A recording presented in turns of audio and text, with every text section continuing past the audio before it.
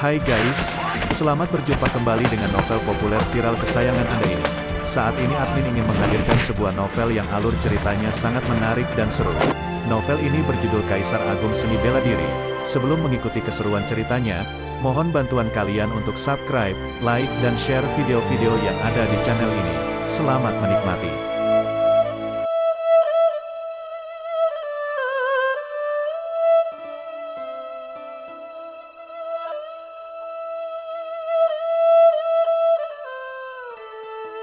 Kaisar Agung Seni Bela Diri, Bab 317. Saya juga berlatih permurnian tubuh. Di kota Langitolo, banyak orang datang untuk menyaksikan kompetisi ini. Namun hanya sedikit jenius muda yang benar-benar berpartisipasi. Dengan banyaknya orang, diskusi tidak bisa dihindari, terutama tentang para jenius yang sudah terkenal, yang paling sering dibicarakan. Lihat orang itu, yang mengenakan pakaian hitam, beberapa hari yang lalu dikatakan bahwa dia di restoran Tianyi menghajar murid-murid dari Tanah Suci Bulan Darah. 1 tewas dan 1 terluka. Apa? Murid Tanah Suci Bulan Darah 1 tewas dan 1 terluka? Orang-orang dari Tanah Suci Bulan Darah biasanya tidak pernah mau kalah. Tentang kejadian di restoran Tianyi, sebagian besar orang tahu, namun sedikit yang tahu bahwa itu adalah perbuatan Luo Xiu. Para jenius muda yang sudah menduduki panggung api juga memperhatikan Luo Xiu, diam-diam memperhatikan. Bagaimanapun, seseorang yang berani menantang orang-orang gila dari Tanah Suci Bulan Darah bukanlah orang biasa. Kali ini tanpa gangguan dari Jizan, Luo Xiu berhasil mencapai salah satu panggung api. Dia duduk bersila, memandang sekeliling, melihat sebagian besar panggung api sudah ditempati, hanya beberapa yang masih kosong. Banyak jenius muda yang berusaha menahan tekanan dan perlahan mendekati panggung api yang tersisa. Hanya dengan melihat, tidak bisa menentukan kekuatan seseorang.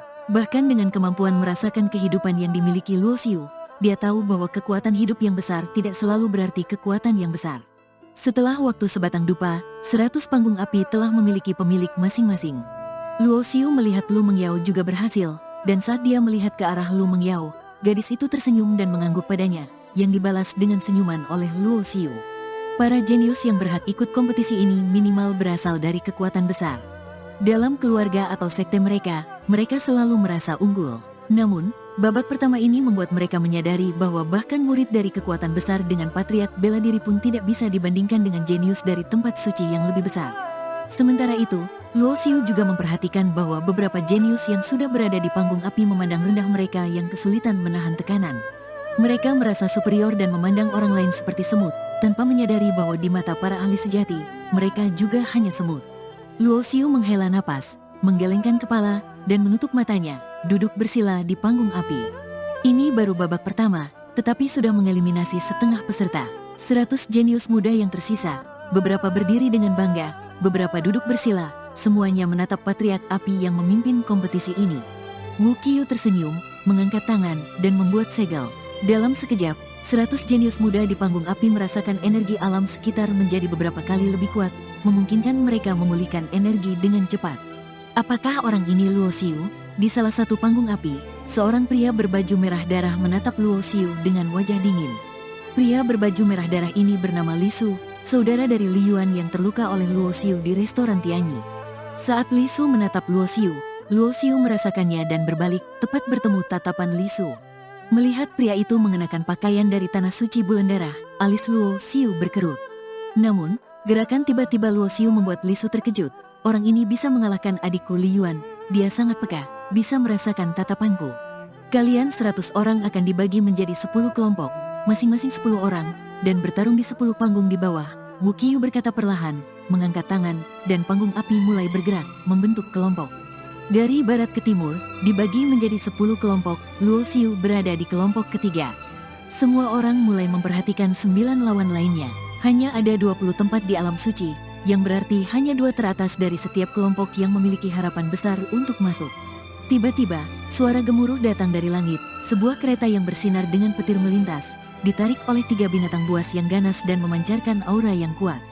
Betapa menakutkannya aura ini, ketiga binatang penarik kereta ini mungkin setara dengan Santo Bela Diri tingkat 8. Tokoh besar dari Gunung Guntur datang.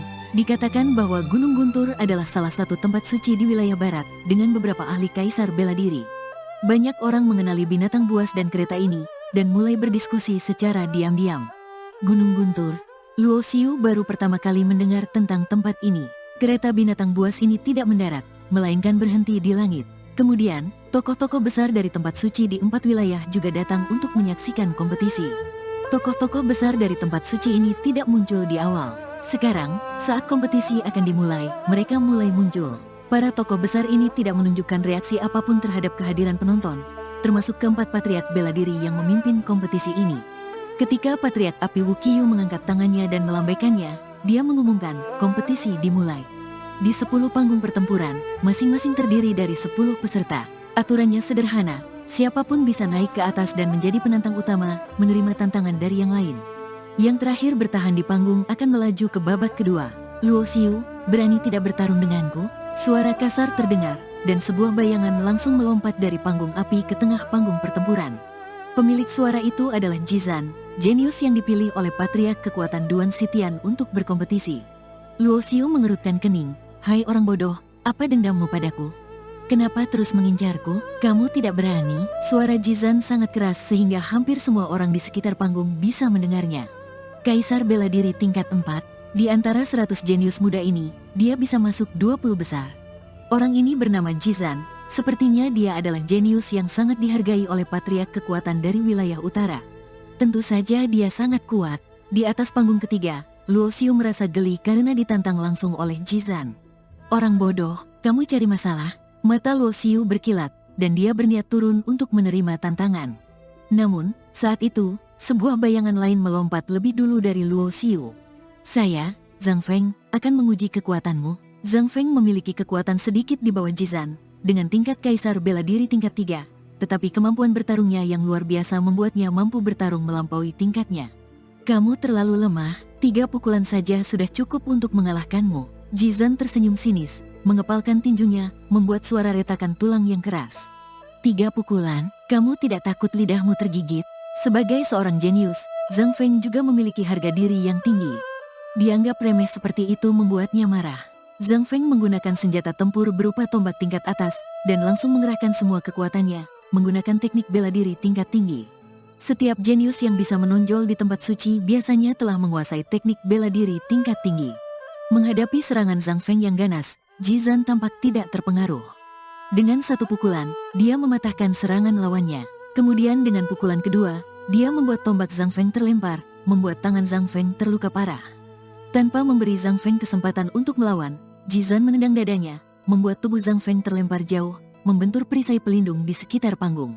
Saya menyerah. Melihat tinju Jizan yang datang lagi, wajah Zhang Feng berubah pucat dan dia segera menyerah. Penonton di sekitar panggung terkejut. Zhang Feng, yang merupakan jenius dari tempat suci dengan kekuatan kaisar bela diri tingkat 3, dikalahkan dalam 3 pukulan oleh Jizan. Setelah dengan mudah mengalahkan Zhang Feng, Jizan memandang Luo Xiu dengan arogan, matanya penuh dengan semangat bertarung. Karena kamu sangat ingin bertarung denganku, aku akan memenuhi keinginanmu. Luo Xiu berdiri di panggung api dengan tenang, melompat turun dengan ringan ke panggung pertempuran di bawah. Siapa orang ini? Berani menantang Jizan? Aku tidak salah lihat, kan? Orang ini hanya memiliki kekuatan penguasa bela diri tingkat 7. Haha, penguasa bela diri tingkat 7 berani menantang Jizan? Dia pasti mencari mati. Orang ini bernama Luo Xiu. Sepertinya dia adalah jenius yang direkomendasikan oleh patriark api Wukyu. Tetapi sayangnya kekuatannya terlalu jauh. Dia tidak mungkin menang melawan Jizan. Di sekitar panggung, penonton ramai membicarakan pertarungan ini. Tidak ada yang berpihak pada Luo Xiu. Mengabaikan semua diskusi di sekitarnya, Luo Xiu berdiri di panggung pertempuran dengan tenang. Tubuhnya yang tampak kecil dibandingkan dengan Jizan yang besar, seperti anak kecil melawan orang dewasa. Dia melangkah ke depan Jizan, tingginya hanya sampai dada Jizan, lengan Jizan lebih besar dari kakinya. Saat ini, pertarungan di panggung lain juga sangat sengit, dengan perisai pelindung mengendalikan dampak pertarungan agar tidak mengenai penonton di sekitar. Namun, pertarungan di panggung ketiga menarik perhatian sebagian besar orang, bahkan keempat tokoh besar juga memperhatikannya. Patriark kekuatan Duan Sitian mengelus dagunya dan tersenyum. Wukyu, pemuda yang kamu pilih ini memang cukup berani, tetapi keberanian saja tidak cukup. Tubuh kecil ini mungkin tidak akan tahan 1 pukulan dari Jizan. Hanya patriark kekuatan yang bisa menilai. Patriark api Wukyu menyipitkan matanya. Melihat Wukyu begitu tenang, Duan Sitian mendengus dingin. Meskipun merasa ada yang tidak beres, tetapi perbedaan kekuatan antara penguasa bela diri tingkat 7 dan kaisar bela diri tingkat 4 sangat besar. Terlebih lagi, Jizan adalah murid yang dilatihnya sendiri. dengan kekuatan kaisar bela diri tingkat 4, pernah mengalahkan seorang kaisar bela diri tingkat 6 di wilayah utara. Raksasa, kamu seorang kultivator bela diri pemurnian tubuh. Luo Xiu berdiri di depan Jizan, tersenyum dan bertanya. Lalu kenapa? Jizan menatap Luo Xiu, mengepalkan tinjunya, seolah berkata, lihat otot-otot ini. Apakah perlu aku menjelaskan? Namun, yang mengejutkan Jizan, Luo Xiu tersenyum lebar, memperlihatkan giginya yang putih. Kebetulan sekali, aku juga seorang kultivator bela diri pemurnian tubuh.